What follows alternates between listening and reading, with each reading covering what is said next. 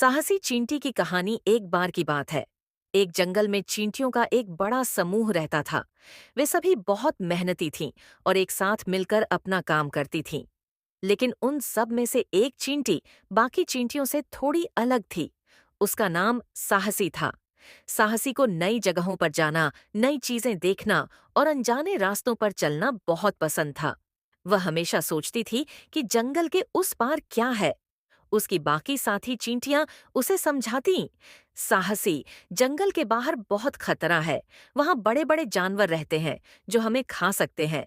हमें अपने घर के पास ही रहना चाहिए। लेकिन साहसी चींटी के दिल में हमेशा कुछ नया खोजने का जुनून था।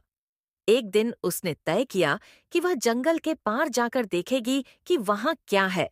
सुबह सुबह वह चुपके से अपनी बांबी से बाहर निकल पड़ी।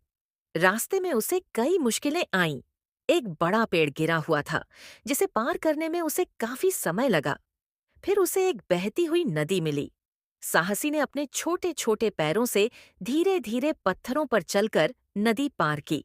जब वह जंगल के उस पार पहुंची, तो उसने देखा कि वहां एक बड़ा खेत था, जिसमें तरह तरह के फूल खिले हुए थे। वहां अनगिनत रंग बिरंगी तितलियां उड़ा रही थीं और हवा में मिठास थी। साहसी यह सब देखकर बहुत खुश हुई। उसने सोचा, अगर मैं डरती और यहाँ तक नहीं आती तो ये सुंदर नजारा कभी नहीं देख पाती। वह अपने साथ कुछ मीठे फल और फूल लेकर वापस अपने घर लौट आई। उसने अपनी साथी चींटियों को अपनी यात्रा के बारे में बताया और उन्हें भी दिखाया कि जंगल के पार कितना अद्भुत संसार है। धीरे धीरे बाकी चींटियों ने भी उसकी हिम्मत और जिज्ञासा की सराहना की। वे सबने मिलकर जंगल के उस पार जाना शुरू किया और वहां रहने के लिए एक नया घर भी बनाया। सीख, कभी कभी डर से बाहर निकलकर नई चीजें देखने और अनुभव करने की हिम्मत करनी चाहिए। ये हमें दुनिया को नए नजरिए से देखने और खुद पर विश्वास करने की ताकत देता है।